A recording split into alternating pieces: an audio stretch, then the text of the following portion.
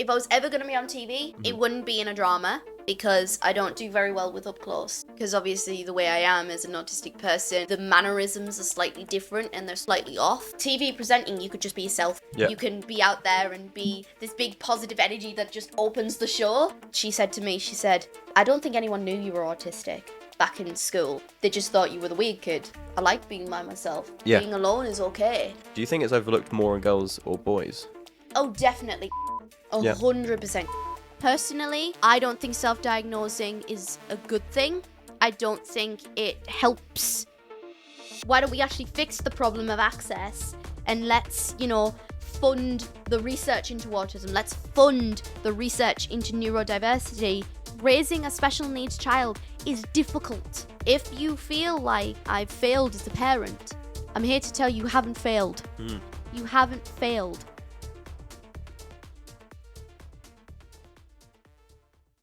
Hello everyone and welcome to the Movement Theories podcast. I'm Josh Cambridge and today I am joined by a Bird College third year called Izzy, and we're talking about her as a musical theatre performer with autism, the struggles that you can face and what people can do to support you. Welcome to the podcast.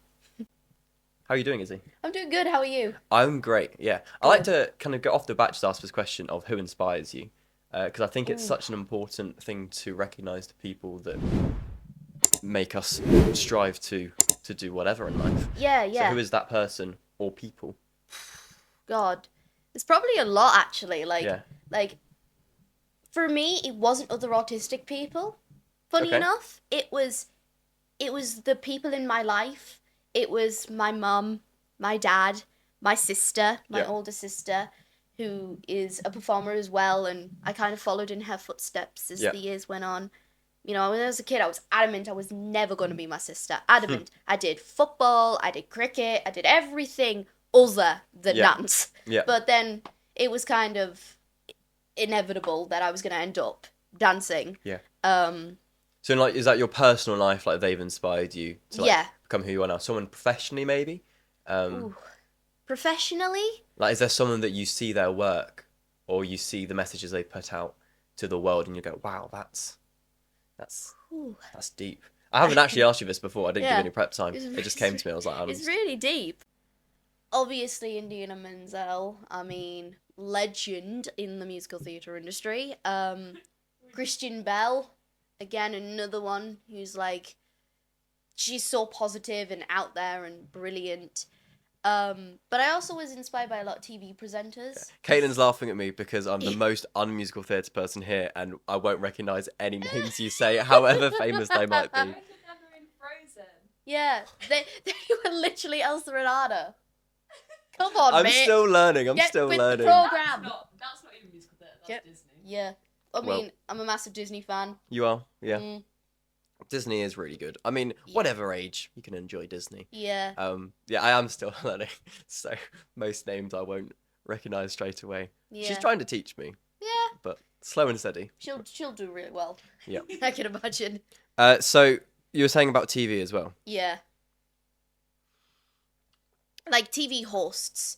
Like, I always see myself not, like, if I was ever going to be on TV, it wouldn't be in a drama because I don't do very well with up close. Because obviously the way I am as an autistic person, the mannerisms are slightly different and they're slightly off. But TV presenting, you could just be yourself. Yeah. You can be out there and be this big positive energy that just opens the show. And, like, you get to be surrounded by all these amazing people, like, that you bring on, and, like, you get to talk to them, you get to play, like, different games, like, you get to control the fun, really. And it's kind of like, my mum always said I was going to be the mini Ant and Dec. I love Ant and Dec. Like, the duo is brilliant. When I was younger, I was obsessed with them. I think now I'm older and I've separated myself slightly. Yeah. But I still like it. Yeah. I think they're hilarious. They did start off as being kids performers, and then they became the duo that we all know and love, following, like, other duos that came before them. Morecambe and Wise being one of the most famous ones. Do you know them? Oh, you're gonna have Malcolm to- and Wise. Sorry, we're both uneducated, it seems. Yes, Malcolm and Wise, very famous duo. Like they were kind of like Ant and Dec, but Yeah. back in the day, and they were like my mum's generation. Ah, okay. So like my mum and dad used to sit and watch them, and they were kind of like the comedic hosts of a lot Yeah. of things. But yeah, Nice. go look them up. They're pretty. No, I will, They're pretty I will. fun. So I think, we're here to talk about autism and how Yeah. it has affected you in your life. Starting off, do you think it's overlooked by people? Definitely, especially if you're someone like me, Yeah. who is not obviously autistic. I think that when you're a child, like if you're obviously autistic, people are going to see you and be like, oh well, she's different, so we'll treat her differently because she looks different. Yeah. So they kind of get an idea of, oh, this person doesn't really understand what I'm saying. Yeah. But with someone like me who looks very normal, looks like a normal, like everyday person that can walk around and do normal things, we don't get the same sort of sympathy. Yeah. We just find, like, if we do something, people just go, she's weird. It's like a judgment. Yeah, it's Yeah. like, oh, she's weird. Because it is a spectrum, isn't it? Yeah, it's huge. Anything neurodivergent is on a spectrum. There's no, 1 to 10. It's like a colour spectrum, isn't it? Yeah. And so, different people will fall on different Yeah. kind of parts of that spectrum. And I guess, one end of the spectrum, say, people will acknowledge, but the other end is ignored. Yeah, and I feel like because of, it's called high support needs and low support needs, but back in the day it used to be called low functioning and high functioning. Now we do not use those terms anymore because it would imply that the low functioning people are just I see. Yeah. So now we use like high support and low support. High support people are people who are autistic, but they cannot talk. They can't eat by themselves. They can't do normal things that other people can do. I But see now. But the low supports people are people like me, Yeah. who are able to hold a job, be normal, be perceived as normal in society. I see what you mean. Yeah, perceived as normal. Yeah. Perceived as normal in society, so we don't need as much support. But I think the high support people end up being treated better by society because they are high support, so they need attention, they need people to be around. But the low functioning people, while we have the loudest voice because we can't talk, we seem to be perceived as the weird ones. Okay. The odd ones out. The ones... I mean, I had a conversation with one of my old school friends, and she said to me, I don't think anyone knew you were autistic back in school, so that's why everyone treated you the way they did. Yeah. Because they just thought you were the weird kid. The kid that sat by themselves, didn't want to talk to anyone. And it wasn't because I didn't want to, it was because I like being by myself. Yeah. Being alone is okay. So, as well as kind of being... Because I completely agree. I love my me time. But as well as being by yourself and enjoying and not needing kind of other people, what other... I mean, I don't know what to just to like describe it as, but what other traits? Is traits the right word? What other traits as a... Was it low support? Low support, person? yeah. So for someone like me, you could probably see by looking at me, sometimes you will notice watching this that sometimes my eyes just go other places. So eye contact being one of the major ones, because sometimes you'll probably notice this as we're talking, that my eyes just suddenly dart to somewhere else. And it's not because I'm ignoring you, it's because I feel uncomfortable making the eye contact, because I have to think in my head, okay, I'm either not looking at him so he thinks I'm ignoring him, or I'm looking at you too much to think that I'm staring at you. Got you. Which is a massive conundrum in an autistic person's head, which is, am I making enough eye contact so that they either don't think I'm ignoring them, or they think I'm staring at them in a very weird way. Yeah. So In terms of this podcast, I wouldn't worry, because I like to look all Yeah. sorts. Sometimes I'll be looking at the camera. Sometimes I'll be looking at the camera operator. Sometimes I'm looking directly into the light. Yeah. Or like, because we've got mirrors Yeah. on the side here. Like, I just think just looking at the reflections quite nice. It is.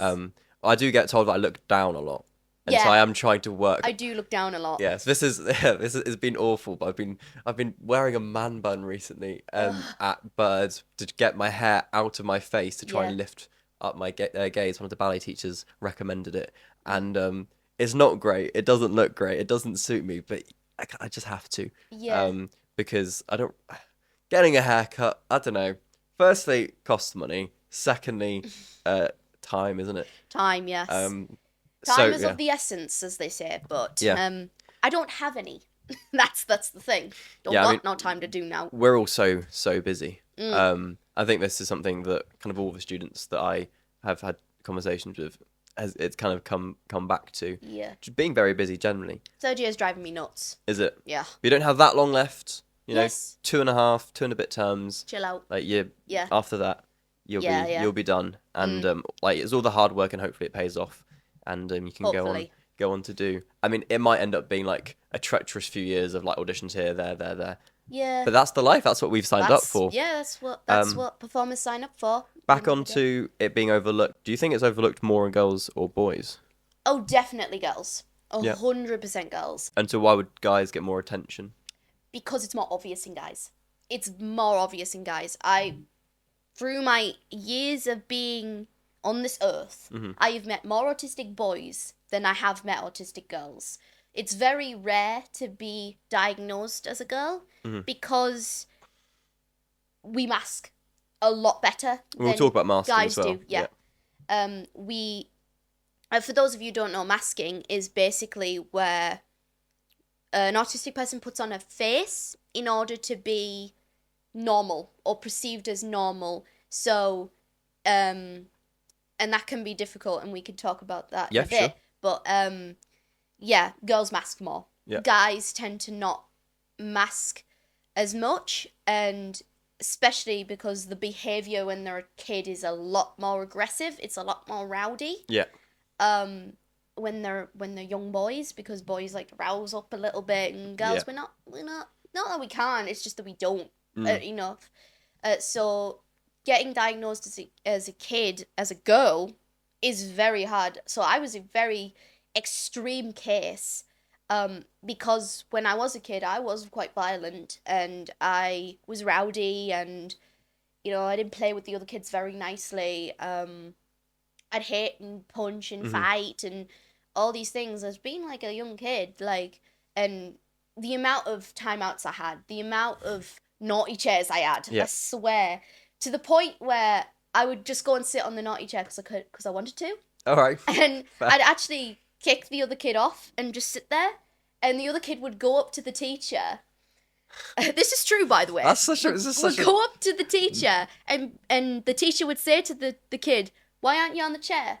And you know what the kid would say? Because Izzy's on it. Yeah. That's why. She decided she just wants to sit on the chair. It got to the point where like my mum would have the naughty step at home. Yeah. And she'd put me on it, and then she'd leave, and I'd go, "Well, nothing holding me here." I'd just leave. Like, you know, there's nothing holding me there.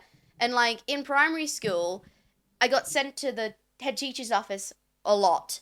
To the point where I'd just pay her a visit. Like, I'd just go to our office, sit down, kick my shoes off, and sit there. It's like a flippin' 6-year-old. Sit there with me, kick my shoes off. Yeah. To the point where the teacher come looking for me, and she'd go, "Head teacher, is Izzy here?" And the head teacher would go, "Yeah, she's right there." And then I'd just be there, shoes off, and teacher would be like, "Is she in trouble?" And or she's just having fun. And the head teacher would be like, "No, she's just here." Yeah. And that's, funny enough, I have a good relationship with that head teacher now. They know my name now. Yeah. Which is. What do you think could have been done? Because obviously, how old were you when you got diagnosed? 4.5. 4.5. Okay. So. Yeah. Bitty kid. Yeah. So. Was there anything that you think could have been done on top of the support that you had at that age? And as you were kind of growing up and getting involved in theatre, was there anything that kind of wasn't done and that maybe should have been done? It's hard to say really, because I like to think like I am where I am because of the stuff that happened. Yeah. And my mum was a tough mum. I mean, she was loving and supporting and everything. She was everything to me. Mm-hmm. Like, we still talk on the phone now, and I'm 21 years old, and I'm talking to her like, Mom, how do I do my laundry? And she's like, take it out, put it, the stuff it, because like, for me, that's twice as hard. Like, because I have to fight myself to do it, because I don't want to, but I have to fight. But, you know, my mum was a tough cookie. She would always fight my corner. My mum was always in my corner. Like, I don't know, like, I'll tell you another story. Like, one time, I was in school, again, I was a kid, I hid in the lost and found, you know, like the little cubby things, the lost and found. I'd hide in that. So I hid in that one afternoon, and when my mum came to get me, she said, where's Izzy? And the teacher went, I don't know. I don't know. Who says I don't know to a parent who doesn't know where their kid is? I've lost the child. Oh, but my mum, being my mum, was like, I'll move out the way, she's in here somewhere. So she literally, like, pushed past the teacher. Starts hunting for you. Starts hunting for me. Finds me in the lost and found. Finds you in the lost and found. I was literally in it. That's like, crazy. Don't get me wrong. The like, the little jumpers and stuff, I was just curled up in that. She got me out. But yeah, that was a funny story. But my mum was massively involved in my school. She was a school counsellor in my school. Oh, nice. And she implemented a lot of things, like she put footsteps on the ground, or she'd implement like teachers to like help children with special needs, because she told me later that it wasn't just for me, it was to benefit everyone. It wasn't just to benefit me, it was to benefit the entire school. And she was massively involved until we left for secondary school, because me and my sister both went to the same school. And she was still massively involved in secondary school, because every parents' evening, she'd go and the teachers would gush about how brilliant I was, like how amazing, how charming, how hardworking she is. And my mum would sit there and let them get all the way to the end of their spiel. And my mum would go, okay, great, that was my job. What have you done? Literally say that to the teacher, because at the end of the day, that is my mum's job. My mum's job was to make sure that I was a comparable individual. And while she made mistakes, and we still talk about that. Because no one's perfect, are they? No one's perfect, and my mum did make mistakes in raising me, and is now trying to replicate and disregard those mistakes so that she can now benefit, because she adopted foster kids. And one of the foster kids is autistic. And while she's taking bits of stuff that she learnt from me and how to raise me, she's now putting that into this other kid who is less, not to say is less functioning than me. He's incredibly intelligent, but at the same time, he is a little bit quieter than me. He's a little bit more to himself. I guess you need new tactics. Yeah, because absolutely. No one's the same. Everyone's different. And you can take what you've learnt and then apply it, but maybe try it in a new way. Oh, absolutely. You know, and see how that works. Yeah. Coming on to now theatre. How did you first get involved in theatre? What were your early experiences with it? And then quite kind of, you can make a big jump now to kind of where you're currently at. Yeah. So I'll start, like, obviously being a kid. Funny enough, I was, like, very loud. You probably noticed from this whole thing I'm quite loud. But when I was a kid, like, we were doing Children in Need, because Children in Need is just coming up now. But back in the day, Children in Need came to do, like, a little event with our music school. Not my dance school, my music school, because I took singing lessons and drumming lessons when I was a kid. And they came and they said, does anyone want to get on stage and talk about what you've done? And me, being a little kid, sticks my hand up and says, yeah, sure, get on stage. I was never involved in the project. I was never involved in the project. Yeah, I stood there and talked to this guy who interviewed me for about, I don't know, 10, 15 minutes. And my mum was panicking, going, oh my God, she's on stage and she's never been a part of it. But my music teacher literally turned to her and was like, she's fine. Yeah. She seems to be doing pretty well on there. So leave her to it. Yeah. And that was kind of like my first memory of getting on stage and like speaking in front of a crowd, because I was never afraid to do that. But then I got a bit older, went to my first lesson in ballet class, was kicked out. Oddly enough, kicked out of baby class first day. I got dragged out by my dance teacher, who was a bit more stricter than the average teacher. I mean, lots of ballet teachers when you're doing it as a child. I've heard lots of stories, and there aren't many nice ones. This teacher, she was nice, but she was strict. Yeah, okay. She wanted things a certain way. And me, being me, just ran around the classroom, picking my toenails, not doing exactly... How old were you then? I think I was 5 at the time. I got kicked out, and basically the teacher dragged me out, like holding me, and gave me back to my mum and said, I can't do anything with her. Okay. I literally can't do anything with her. Yeah. So then I left, took like a year, and then came back at 6, and then just never stopped. Never stopped. I went to every class. I worked really hard. Much to the disarray of my dance teachers, who I'd drive nuts sometimes, because sometimes I'd just lose focus. I wouldn't do what I was supposed to do. But eventually I became the golden child of the entire dance school. So I was like the kid that the teacher knew that I was gonna be on. Yeah. I was they gonna could trust you. Yeah, I was gonna give 110% every time I performed, and I take that from my old dance school into my now being in third. I now perform every time I'm on stage. So like, there's never a rehearsal where I don't do a face, because I know that if I get on stage and I don't do it, it's not going to look right. Yeah. The face is going to look weird, because I have to plan what I'm going to do with my face, because it ends up either being the wrong face, the wrong emotion, the wrong feeling. So in rehearsals, I like try it out, and then the teacher will turn to me and say, that was great, or maybe we need to tweak it, or this is what the emotion I was going for. So that sort of thing. So I now take the hard work and dedication, albeit that came with consequences, because I'd go in even if I'd sprained my ankle. I'd go in even if I was throwing up. Oof, and goodness. That's pretty bad. Yeah, I wouldn't. Yeah, it got to the point where it was like, I was like throwing up, and the teacher would have to say, Izzy, sit down. Yeah. Please, just go home. Like, because they knew, like, I was working really hard and that I wasn't faking it.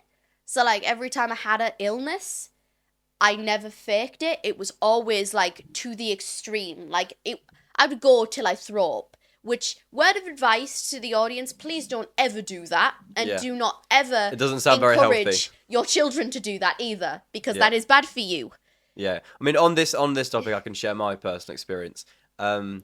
I've come to a place in my life where I've realised sometimes the most productive thing to do is just to have a day where you just rest, because Absolutely. I feel like there's no point in like going to your lesson, because like one of the days, like, I was feeling ill and I was not feeling good, and I clonked out. I was in jazz and I'd sat down, and then I was just like clonked out, and then I kind of got shaken. And it was like, oh, the lesson's finished. And I've just been like lying on the floor for the last 20 minutes. And my friend was like, go home. Yeah. I mean, there is this massive stigma when it comes to musical theatre and dance that you go until you are done. Yeah, and I don't think that's that healthy. And that's not very healthy. No. It's not, because it doesn't do well for your body. It doesn't do well for your head.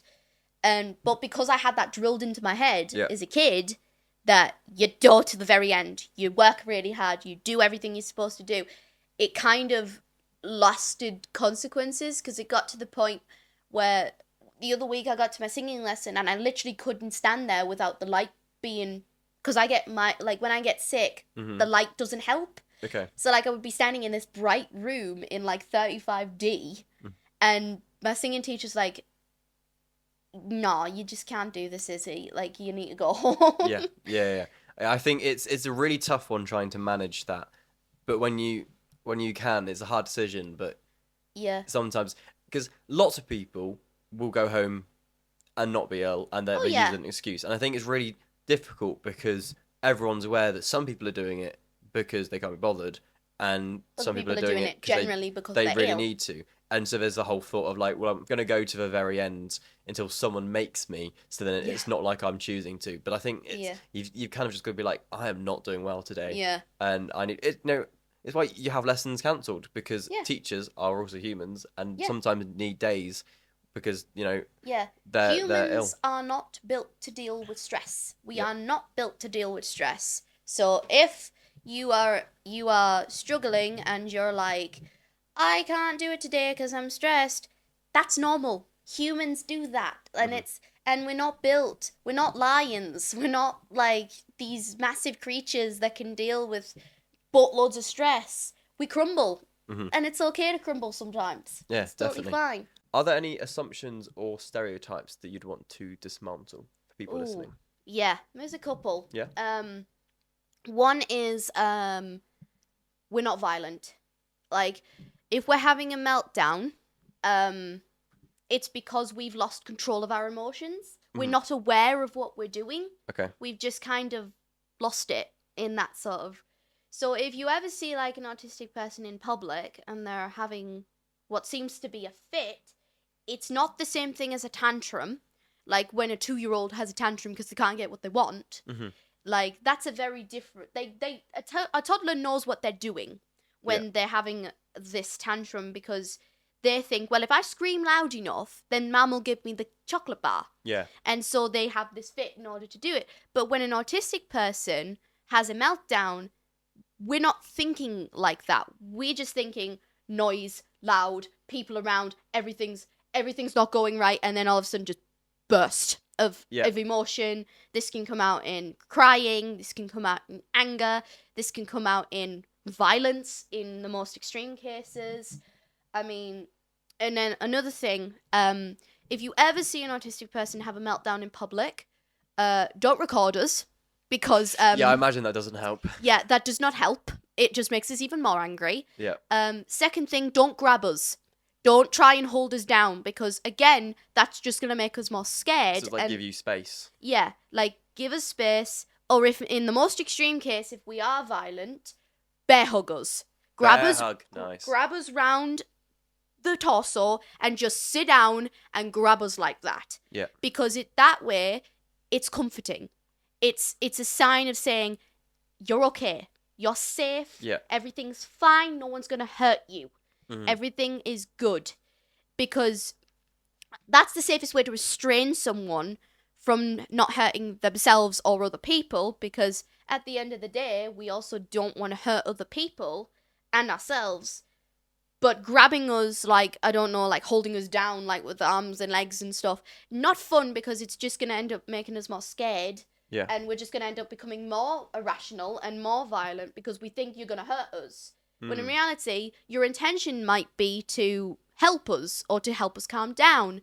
I mean, there's a scene in Sia's movie. If you've ever seen Music, it's a dreadful film. Like, dreadful film. Please do not believe anything that film says. Do I need to watch it just for how dreadful it is? It's dreadful. I have not watched it, but I have seen the clips of it. My friend watched it without supporting Sia. Like, watched it not properly. Yeah.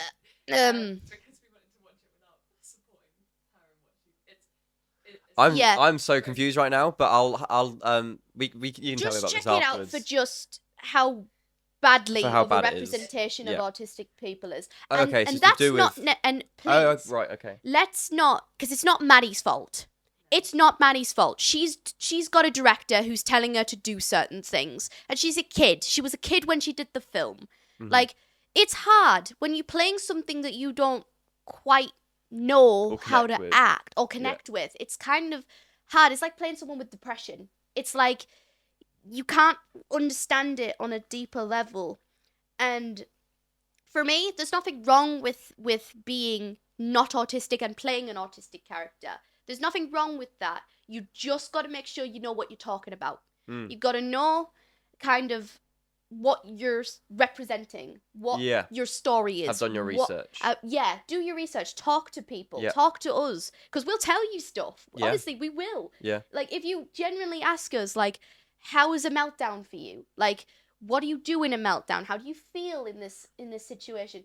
We will tell you, and we will give you honest answers, and it will depend on who you ask, because if you talk to me, I'll give you a different answer to, I don't know, someone else who will tell you something completely different. Yeah. And please, like, let's not, like, because I don't want to just play autistic characters for the rest of my life. I want to play every character. That's acting, ladies and gentlemen. It's called acting. Very true. Yeah, totally. You mentioned a second ago, or like a minute ago, whatever, about the way that meltdowns worked and it to do with like contributing factors being loud noises or lots of people. Yeah. And kind of the overstimulation of that. Yeah.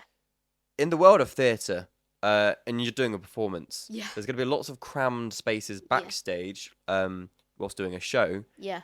How does that affect you? Because I know that recently with Bird, you did create and you did ballet. Yeah. Which was, you know, we can maybe talk about that as well if you want. But absolutely. how did the whole environment of doing the show, how did that make you feel? How and were there like any moments where you needed to separate yourself, or where did you go? What did you do? Yeah. If you were. Yeah. So to everyone out there, like, it might seem really confusing as to why an autistic person would pick musical theatre, considering there is loud noises, there's a lot of stuff going on, there's lights in your face, there's cameras in your face. Like, you would think it's the most overstimulating thing ever, to the point, like, why would an autistic person pick that? Well, we pick it because it makes us feel special in a way. Like, it makes us feel important. And for me, like, in terms of, like, backstage and, like, that stuff, I've done it so much in my life to the point where it's become second nature. To the point where it's, like, it's just become a regular occurrence. Like, right, this is what's going to happen. Like, there's all going to be these people, and they're going to be running backstage because they want to get stuff on. And, yeah, that does stress me out. Quick changes stress me out if I've got to do it by myself. Because I'm like, right, I've got to get the shoes on. If I don't get the shoes on, then I can't get on stage. And that's a problem. Because then there are consequences if I don't get on stage. So I am a massive person who likes to preset everything before everyone else does. Yeah. And I like to make sure everything's there. And I check it, like, maybe 5 or 6 times, which kind of annoys some people because they're like, you've already checked it, it's there. We all know it's there. But it's like, for me, for my peace of mind, I gotta make sure it's there. And, like, we're all backstage at the start of the number, because we all start off stage and we have to walk on for the blackout. We all hold hands.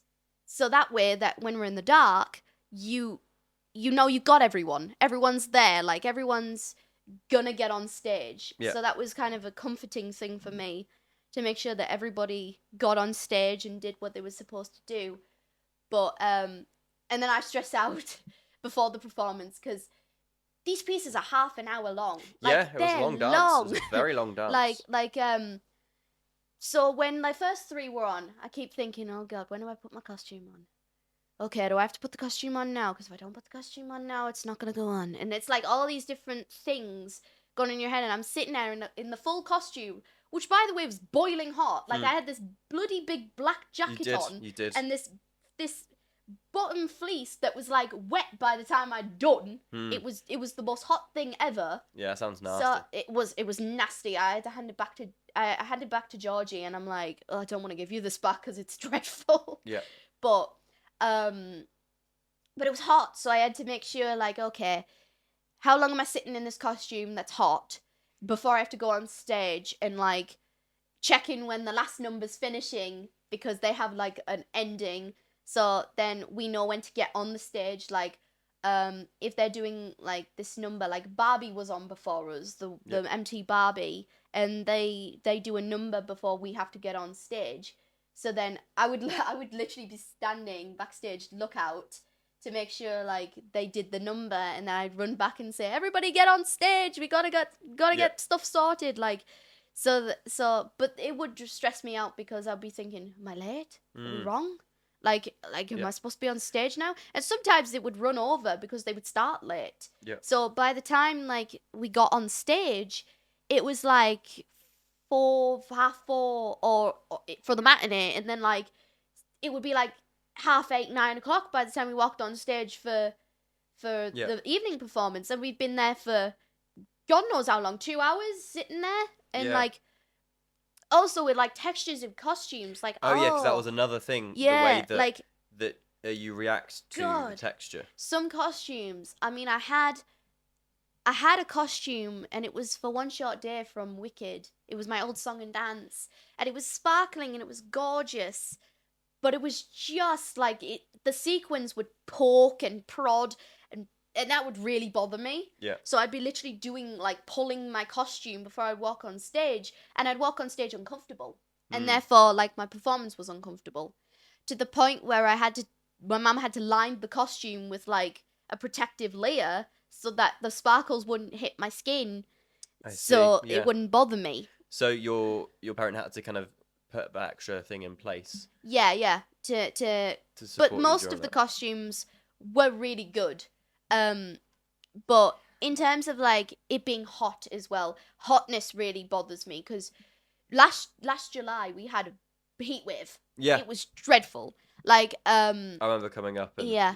And I had ballet into commercial into ballet again. So I had me tights and my leotard on for the first ballet class, and that was fine. And then I did commercial, and I was like, okay, I'm getting a bit hot now. It's really bad. And then I would have to put on the leggings and the leotard again. I just said to myself, I'm not doing that. Like, it can feel entrapping. It can feel like I'm trapped in my clothing, and I don't want to feel like I'm trapped in my clothing. I want to feel like I'm wearing it, but at the same time, I have to wear it. Yeah. But at the same time, that it doesn't feel like I'm trapped in my own skin. Mm-hmm. Like, so do you cope just about?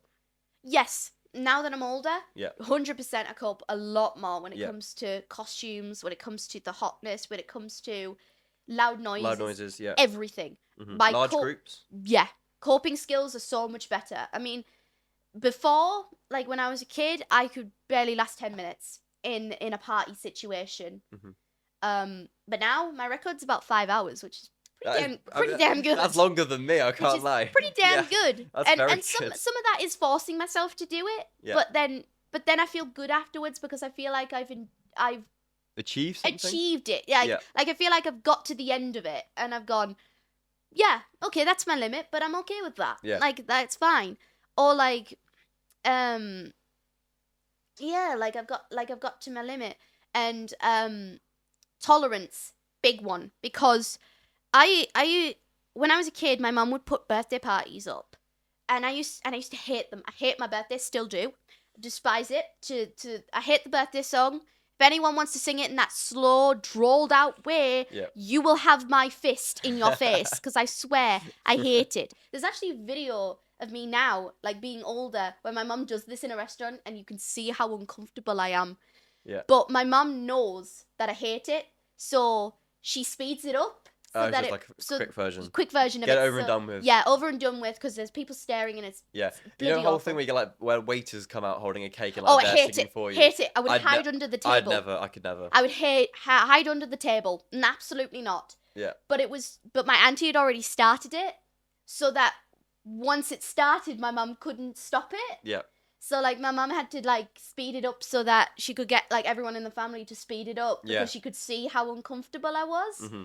And like, it's a funny video. Like it's brilliant, but you could see how uncomfortable I was. Yeah. But I used to think, why does my mum keep doing this? Like, she keeps putting me through this misery. Why does she keep doing it? I guess you learn from it, and you. Yeah, but that's exactly what my mum did it for. She did it to build my tolerance up to the point where, I could last an hour, 2 hours at max. Like, and if I needed breaks, my mum would allow me to go up into my room. She said, "Do you need a break?" My mum would say, and I'd say, "Yeah." And she said, "Go up in your room, chill out, come back when you want to come back." I think for other people watching, then maybe who are younger than you are now, like it's that thought of just trying to build the tolerance up. Yeah, bit absolutely. by bit, because it sounds like you're in a place now where you did the whole of ballet. How many times did you do that performance? We did it 6 times actually normally, and then that doesn't include the dress run and the tech run. Mm-hmm. So there's about 8 performances, like if you count the tech and the dress. Yeah.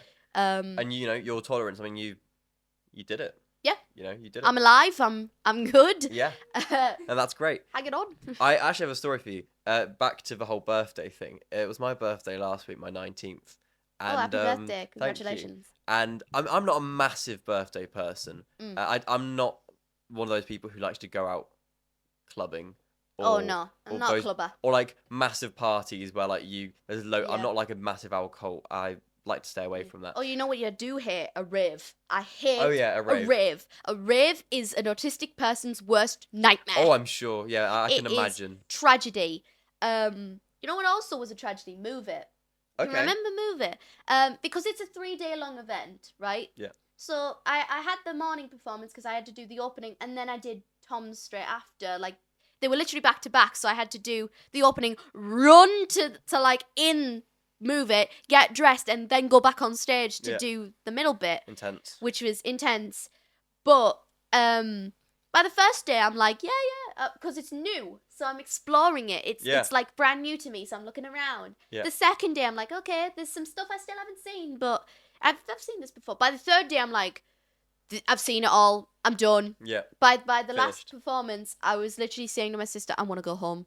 It's too loud. There's too many people, and I want to go home. Yeah. And I felt bad leaving because, like, it is an event. It's a big event. It comes, like, once a year. And everyone loves it. And everyone loves it. Like, this whole thing about Move It. Probably some of you have been to Move It. It's a big event. It's phenomenal. Like, but it got tiring after the third day. I imagine, So kind of those big parties, we probably both don't like. It sounds like. I mean, I'll try things out, but it's not one that I wouldn't go to a rave like frequently. I'd just be like, every now and then I'll be like, I'll see what it's like. Or when like the dance circle's great, except when it becomes a mosh pit. Yeah. And then I'm like, okay, I'm out. Oh, I've got another story then.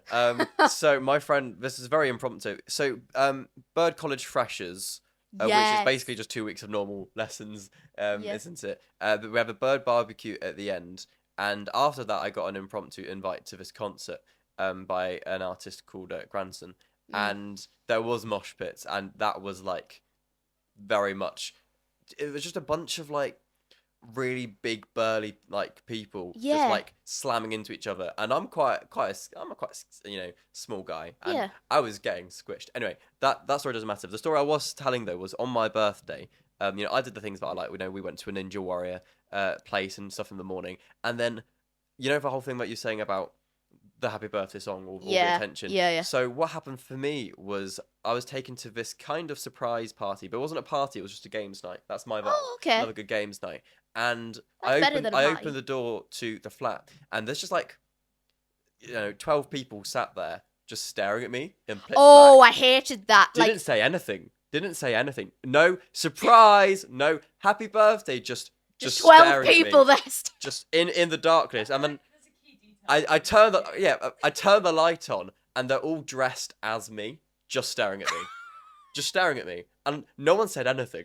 And I'm stood there like, no, hello? Like, I was baffled. I was like, but no one said anything. And I was like, that is weird. Like, that's never happened to me before. Crazy. It was the strangest sounds weird. It was and the that sounds like thing. my worst nightmare. Yeah, they were all there with their cargo pants on, their hoodies up, they had some beanies, like their hair kind of pressed forwards like this, like giving a little bit of I thought coming home from dancing when I was 10 and walking in my house and it being quiet, and my mum says, put this dress on, and I'm like, okay. Put the dress on, I come down, curtains are, because we had a conservatory. So, like, the curtains were there, and I was like, and then I opened it, it's everyone's surprise. I'm like, that must be crazy. Autistic panic sets in, and I'm like, totally. Hi. But imagine that they just stared at you. But they just stared at me. Dressed as you. No. It was the weirdest. I mean, it was lovely. Like, you're all great. Yeah, they're great people. And I love you all. Except, like, please don't do that again. I was so over. I was actually like, I choked for words. Yeah. It was fun. I think I would have ran out the room. Yeah. I think if someone had done that to me when I was a kid, I'd have ran out the room. Yeah. I mean, it was nice. I was also very tired. We spent 4 hours travelling that day to do the Ninja Warrior thing. I would like to say that I did organise that, but I did not expect dead silence. I expected a surprise. Yeah, so Kaitlin organised the surprise thing, and then it was just completely... Who goes to a surprise party and then opens the curtains and doesn't say surprise, just stares at you? Like... They were debating what to say, and then... Couldn't get to an answer. So brains were not calculating the right way. Yeah. I mean, it was so sweet, but it was like We're very appreciative. I was just looking in the mirror, and they did a good job of looking like me as well. I mean, Yeah. but I just Imagine. thought you'd find that story entertaining because it's just Oh. like it was just imagine that as a scenario. I mean, I No. went through it, but I can't imagine that. it was strange, but it was nice, and Yeah. we played some games because that's my type of evening is just to chill, music on, I knew that. play Oh, some lovely, games, yeah. get the Wii out, project the Wii onto the Oh, to the love the wall, way. bit of Mario Kart, all of that. I knew that party wasn't the vibe, so No. I said chill games night. Yeah. Is Yeah. And you know it very well. Yeah, it's so on there. Congratulations. Let's have a look at other things that I've kind of written down. Oh yeah, I was having a look here about like how sometimes autistic people like routines. Mm-hmm. And is that something that you need, and like how does it help or hinder like you as a performer? Yeah. So for me, love a routine. I do like a routine. I like to know what I'm doing at certain points. I like to set up my timetable at the beginning of the week. A good list. Yeah, Your list? I have an app on my phone that you can just like scroll through, and it gives you like a reminder. Oh, this class is next. Or Nice. I like that. So sometimes, because I'm aware that the college changes the timetable pretty much every week, Every day. every day, pretty much every week. Yeah. I know that there's gonna be changes, and does it annoy me? Yes, but have I got used to it? Yeah. Yeah. It's kind of like that. But also, like, for some autistic people, it's different because some autistic people are neat and tidy and everything has to be in an order. It's almost OCD level, but not quite, because OCD is a very different thing. But it's almost to like everything's got its place, everything's got its moment. Mm-hmm. Whereas for me, clothes everywhere, clothes on the floor, bag chucked in the corner, like, so it's very different. And like you see all these videos in TikTok of people making like, these are symptoms of autism, or these are things of autism. Yeah, but they're not the same. But they're not the same thing, which Yeah. confuses everyone, because everyone's like, okay, so if I'm tidy, then I'm autistic, but if I'm dirty, I'm also autistic. Like it confuses that doesn't people, make and sense. it can drive people nuts. And personally, I think it's becoming the new ADHD, in the sense that, I love my auntie. Love my auntie to death. She's my mad Auntie Jan. Mhm. Phenomenal. She's like 10 years older than my mum. Yeah. She's like the cool aunt Cool that aunt, like cool aunt. Love that that. like what are you talking about? Just let her eat the cake. Like, you know what Yeah. I mean? Like that sort of thing. But my mum was talking about ADHD to her the other day, and my auntie turned to my mum and went, "That made up thing?" And it shocked me, because my aunt isn't like, but that just came out, and it was like, okay, now that makes sense though, actually, because it's so broad and the spectrum is so big, things can be interpreted as being autistic, when in reality it's just normal people behavior. Yeah. So like getting your sources off the internet or like for TikTok, for example, because I can only say from my experience what autism is like. I can't speak for every autistic person because it functions differently in every single autistic person, which is also a problem for neurotypical people. I like to call people who aren't autistic neurotypical people. Now, some people will call these people holistic people. Personally, I don't like that name because it implies that everyone's autistic, because all-listic. It's like, hang on a second, we're not all the same here. We are different.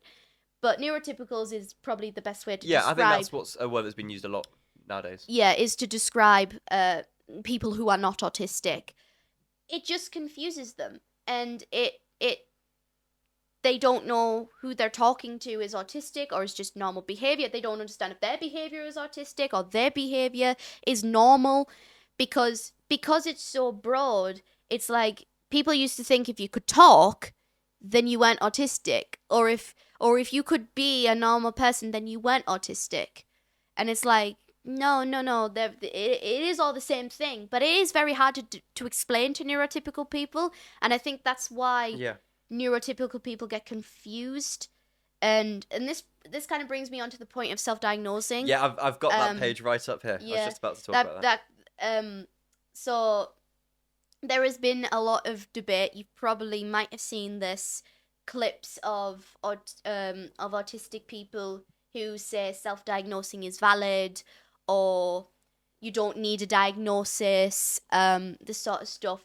And me and my mum had this discussion, and personally, I don't think self-diagnosing is a good thing. I don't think it helps autistic people, and it doesn't help neurotypical people either. Because what it does is that you are saying that you are better than a doctor. Like, you might have done a couple of days, couple of weeks, couple of months, couple of years, even looking on the internet, but the internet doesn't tell you everything. The internet doesn't, because there's a thing called confirmation bias, and you can make a circle fit in a square. Which, if you do more roundabouts to it, you can make a circle fit in a square. But there has been research done that does say autistic people are less prone to that, but that doesn't mean we don't have it. It means we're less prone to it, which is a very different thing. And I know this is a hot topic on, so there might be some comments down below that might contradict what I'm saying, but for me personally, you can use self-diagnosing as a starting tool. Okay. And you can use it as these behaviors kind of make sense. Yeah. But then it like prompts you towards a doctor, prompts you towards a medical professional or a neuroscientist or someone that will give you a lot more information. Because reading yourself, for example, you don't realize you're doing certain things like until someone points it out to you. Like, I don't know, like you pointed out earlier, I was twisting this. I did. And I wasn't noticing that before until you pointed it out, and I went, oh, actually, yes, I was doing that. So analyzing yourself is very hard to do, and you can come up with things that don't actually work. And also the symptoms for autism can also be applied to ADHD, which can also be applied to bipolar, which can also be applied to narcissistic personality disorder. I mean, all these things. Yeah, I was going to ask you, or maybe touch on like similarities and differences between when people talk about having autism and ADHD. Yeah. However, back on just to kind of continue with the self versus official kind of diagnosis point. I guess what must be really challenging is the whole waiting list of wanting to get the diagnosis. Why is waiting lists that long? I mean, it's crazy. I think I can explain this. The reason why waiting lists I think are so long is because the system is flooded. It's flooded with people wanting a diagnosis who might not even have a diagnosis, who might not even have autism. It's flooded with people who end up having the loudest voices, but the people who actually have it end up getting slipped under the rug. And personally, if you're getting diagnosed at 20, 30, 40, is it really even worth doing it at that point? Because is it going to benefit you long term? I mean, I talked about this with my mum, and she said, I might have it, but at this point I'm a 55-year-old woman. Yeah. What am I going to do with that? Like, how like, there's nothing I can do with that. It's just going to be a label at this point. Whereas for a young child, it could be so helpful for that long-term career. Absolutely. You might think that it's just a piece of paper, but that piece of paper holds the key to that kid's future. That kid can get support. That kid can get benefits. That kid can get things that they couldn't get before because they didn't have the diagnosis. And while, yes, you did mention access is a big problem, but for me, instead of because I believe self-diagnosing is kind of dodging the problem. You're dodging the problem instead of, why don't we actually fix the problem of access, and let's, fund the research into autism. Let's fund the research into neurodiversity, instead of creating self-diagnosis, which is, again, another problem on top of it. And it just, again, floods the field with neurotypical people, because now neurotypical people don't know who's autistic and who's not, who's really autistic and who's self-diagnosed. You know what I find is a bit of a problem, and you can correct me if you don't think it's a problem, but something I notice a lot is, like, someone's friends telling them, "Oh, I think you have this." We're like, "Oh, Yeah. you act like you have that. You might have this." Yeah. And like, it's not self-diagnosing yourself, but it's like people, and I've heard it. I've heard it. Yeah. Diagnosing other people, and it's like, you're a doctor. Yeah. It's like some people that just because you've done research on the internet does not make you a qualified neuroscientist. Like, these people have studied for 10 years or however long, because medical degrees take freaking long and they're expensive, to study this specific topic, and you've gone, actually, it's not worth it. I'm just going to research it myself and then claim I have it. It's like, and I know some people don't do this, but there are some people that do. And the fact, I made a TikTok actually about this, where I encouraged people, go get an official diagnosis. If you can, please do. And I had so many people in the comments section. And there was one video of, you didn't go to the doctors to get your cold diagnosed, so why do you do it for autism? How is that the same thing? How are you comparing How them? are you comparing a common cold, Yeah. which could be treated with a paracetamol or an antibiotic, Yeah. to autism, which is a lifelong neurological disorder Like, that affects a person? A cold is short term. Yeah. Autism is long term. Your life. Exactly. Yeah, and like, that's a weird thing to say. Yeah, and I mean, this person then commented on my video, calling me privileged, calling me like I'm a privileged person, and and I'm like, what are you talking about? Like, you're mental. Like, It doesn't make sense. It doesn't make sense. Your logic doesn't make sense.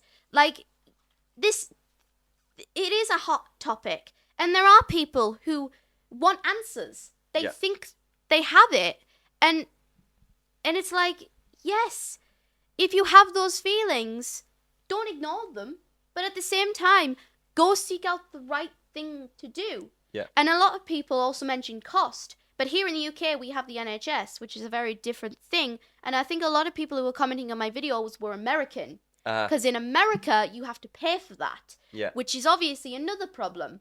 But that's again with America and not with the UK, because in the UK, you get it on the NHS, but again, the waiting list is like 4 months long. It's like plus, you could be sitting there. I sat there. I think it took me about 10 months to get my diagnosis from even being a little baby. This was 2006, 2007. Like, yeah, it's mad. Like, the waiting list is so huge because it's being flooded by everyone, and like, you know, it can be frustrating. Absolutely. I know some of you out there who are probably frustrated, who are angry, who want answers. And believe me, you should want answers. You should want that, but there's a way to go about it. Yeah. Without claiming you have something when in reality you don't. Or when in reality you're not sure about it. And it can mess with a lot of things. Not just you, but it can mess with the people around you. And I mean, I can go on about the stuff that happened with me and Emily. I mean, when Emily and me were growing up. Who's Emily? My sister. Oh, your sister. My sister. Who's also a performer. Who is 2 years older than me. Yeah. Who's currently performing in Singapore, funny enough. She's not in the country. But I could talk about the stuff I did to my sister, the terror in my sister's face when the meltdowns would happen. That's not nice. It's not nice. And then afterwards, you feel like crap because you made someone upset. You made someone fear you who loves you. And it's not nice. Autism's not nice. It's not fun. Is this where masking comes in? Yeah. I mean, it's not fun. You might think it's some quirky trend. You might think it's some, we're just happy and quirky and interesting. When in reality, there's a lot of dark sides to it. There's a lot of dark sides. There's a lot of sides that you don't see. There's your meltdowns you don't see. The stress that you don't see. The unwinding, the unmasking. Yeah. Because unmasking can look dreadful. Yeah. Because, I can go to college and... Can you tell me about masking and then unmasking as well? Yeah, like... So I can go to college and be normal and be happy and and be good and all the rest of that jazz and do my classes and work really hard, and to the point where like one girl was like, Izzy, you could stand there and frown at me and I'd still go, oh, it's Izzy. She's so cute. Like I could stand there and frown and yet she'd still like me, because I don't know, there's something. I always got told I was very charming. I always got told I was very much nice to look at, the joy to be around. Mm-hmm. But then when I came home, the mask would go off and it would just be all the tiredness, all the frustration, the everything I'd built up for the day in my room. Don't talk to me, shut the door, and that would be my day. I wouldn't even say hi when I walked in the room.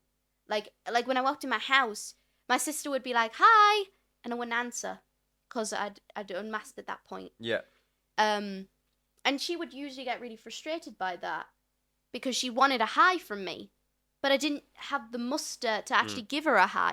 I didn't have the energy or the mask on anymore to give her that sort of the attention she wanted, because my sister is very feelings. She's very internal. She likes to have her feelings validated, and she wants, like, you know, for example, if she goes out, she'll say, I love you, and I won't reply with I love you. Even though I do, I just don't have the energy to do it. I just don't have the mask on at that point to even give her that, and it would really frustrate her. It would annoy her. It kind of created a rift in our relationship, where like when the mask came off, it would just be not very nice at the end of the day, or I'd have dishes to do, or I'd have laundry to do, and I haven't done it, and it's built up, and my sister would be like, you gotta do the laundry, you gotta do, and I just don't need that right now. I just needed to sit down,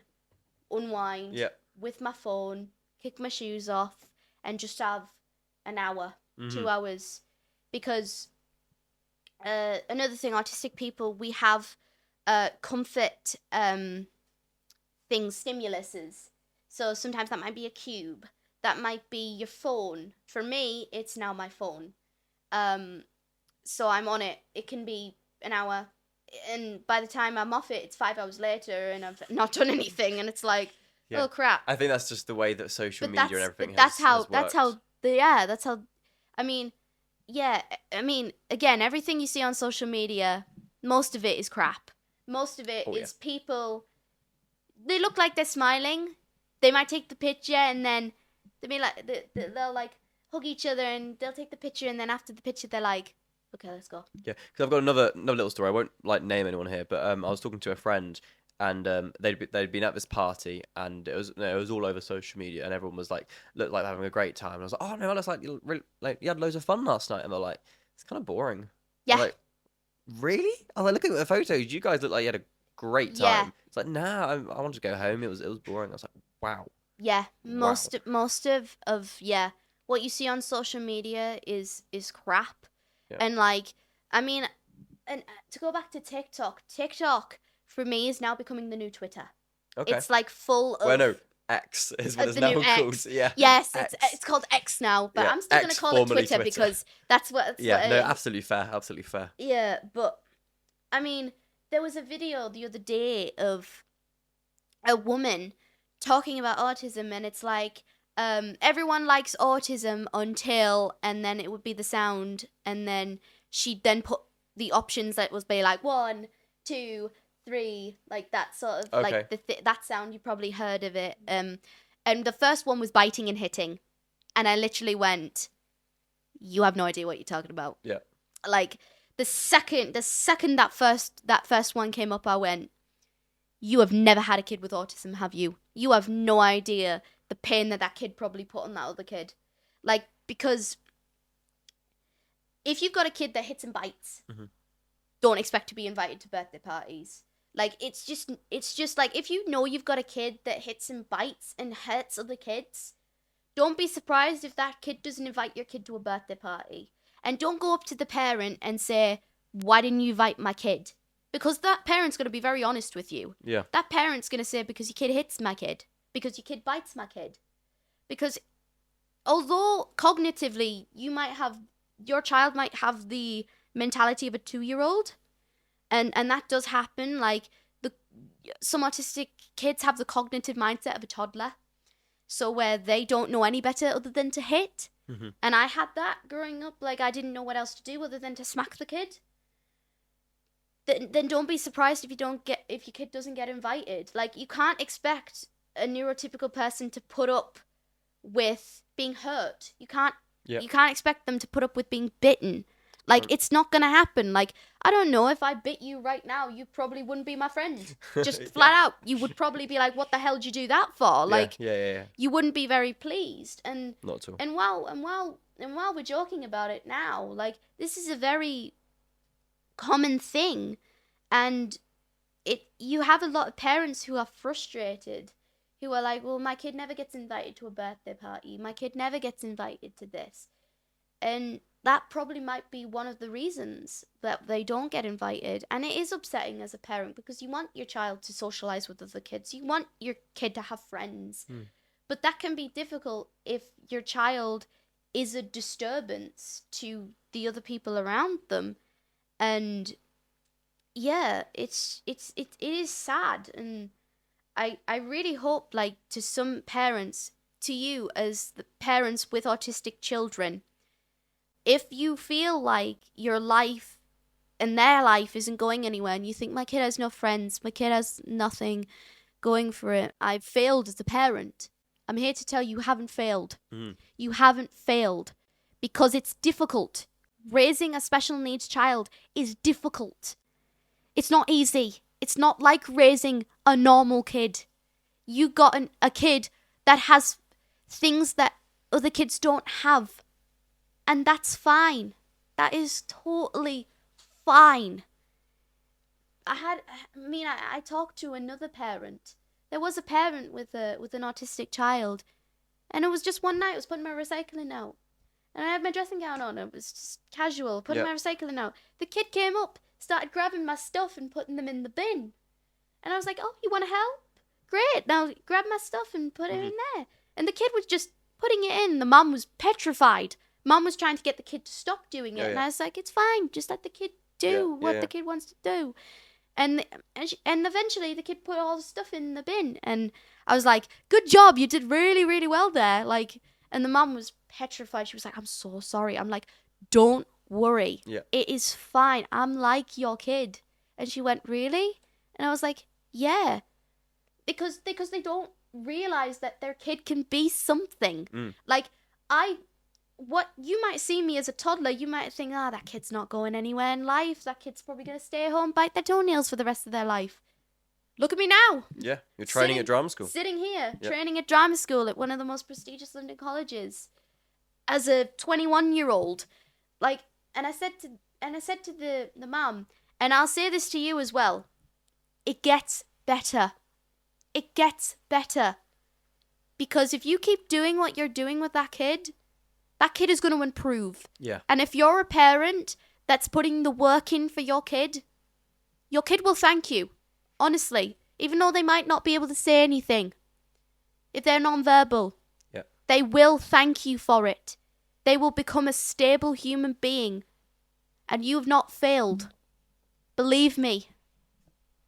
I think that you've wrapped that up wonderfully. Yeah. I think that's a really strong and encouraging place to finish this, definitely. And I don't think there's much more that we can say. I think that you've done a really, really, really good job there. Yeah. And especially like the last kind of 10 minutes, I don't think that anything that we can continue to talk about can kind of top that kind of parents, it is a hard job. Yeah. And people think it's easy and it's not. And yeah, I guess my message to everyone is it gets better and life continues on. And yeah, like, keep doing what you're doing. Yeah. Yeah. Is there anything else that you would want to talk about or want to say? Because I'm happy with the place that we've got to, definitely. Yeah. I suppose, like, one more thing. Life is a performance, and don't ever forget that. Yeah. Because we all are just putting on a show for everyone else around us. Mm-hmm. And you might think that the person next to you is doing better than you, but they might have things going on that you don't know about. Yeah. It's all behind closed doors. It's all behind everything. And if we were all mind readers, life would be so much easier. But Yeah. unfortunately, we're not. And miscommunications can happen because of that. Yeah. But if we take the time to really talk to each other, and we take the time to really hone in and understand each other, life will be better. And I think that's... Kind. Yeah, Be kind. be kind. Be kind, be nice. Be a great person. Be willing to understand. Yeah. And listen. And listen. Yeah, and listen. I think that's a great place to end it. Yeah. Thank you, everyone, for listening to the Movement Theories podcast, soon to be rebranded, because we don't talk about movement anymore, which I like that. I prefer the conversations that we're having now. They're much more impactful, meaningful, and interesting. Yes. To be completely honest with you. Totally. And I enjoy giving people a space and a platform to talk about what they're passionate about. And that's what we want to keep on doing. So, you're going to notice that there are going to be a few changes. I always forget to say the whole subscribe spiel, and it always comes out at the very end. It's most appropriate here. But it's most appropriate Yeah. at the end. Maybe that Yeah. Of course. No, completely. So thank you all for listening or watching. My name's Josh Cambridge. This is, you can say, Izzy O'Connelly. Izzy O'Connelly. I knew the Izzy part, just not the O'Connelly part. That bit had dropped out of my head. And this is, the Movement Theories podcast. Thank you. Bye. Bye. Sorry.